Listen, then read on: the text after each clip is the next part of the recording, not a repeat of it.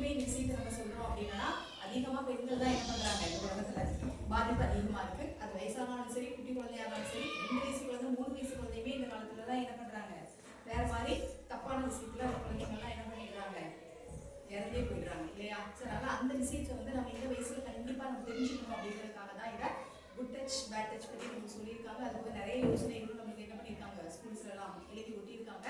நிறைய நம்ம பாடத்துலையுமே இதை பத்தி என்ன பண்ணிட்டு இருக்காங்க கொடுத்துட்டு இருக்காங்க. ஏன் கொடுக்குறாங்க தேவையில்லாம கிடையாது. இதெல்லாம் நம்ம கண்டிப்பா தெரிஞ்சுக்கணும். இதை வெளியில உள்ள யாராலையும் என்ன பண்ண முடியாது, உங்களுக்கு சொல்லிக் கொடுக்க முடியாது. இது யாரால மட்டும்தான் சொல்லிக் கொடுக்க முடியும். ஸ்கூல்ல டீச்சர்ஸ் யாரால தான் உங்களுக்கு இது சொல்லிக் கொடுக்க முடியும். அவங்க சொன்னா நீங்க கண்டிப்பா அதை அப்படியே புரிஞ்சுக்குவீங்கிறதுக்காக நமக்கு என்னவா வச்சிருக்காங்க பாடமாவே வச்சிருக்காங்க. சரியா, முடிஞ்ச அளவுக்கு நீங்க என்ன பண்ணணும், தேவையில்லாத யார் கூட என்ன பண்ணக்கூடாது பேசக்கூடாது. தெரிஞ்சவங்க கூடயுமே பார்த்து தான் பேசணும். உங்களுக்கு ரொம்ப தெரிஞ்சவங்க தான், எங்க பக்கத்து வீட்டுல தான் இருக்காங்க, எங்க தாத்தா தான், எங்களுடைய மாமா தான், எங்க அப்பாவுக்கு ரொம்ப ஃப்ரெண்டு தான் அப்படின்னு நினைச்சு அவங்களுமே இப்பெல்லாம் என்ன பண்றாங்க தெரியாதவங்கள்ட்ட மட்டும் கவனமா இருக்கக்கூடாது.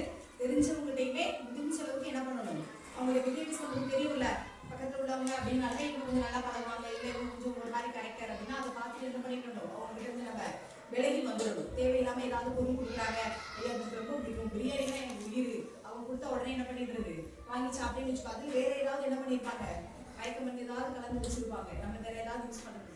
சரி, அந்த மாதிரி யார் என்ன பொருள் கொடுத்தாலும் நம்ம வீட்டில் உள்ளவங்களை தவிர யார் என்ன பொருள் கொடுத்தாலும் வாங்காத. அம்மா அப்பாவை தவிர நம்மளுக்கு நல்ல தெரிஞ்சவங்க நம்ம சொந்தத்தை தவிர நம்ம யார் கொடுத்தாலும் என்ன பண்ணக்கூடாது வாங்கவும் கூடாது. அவங்க கூட தனியாக எங்கேயும்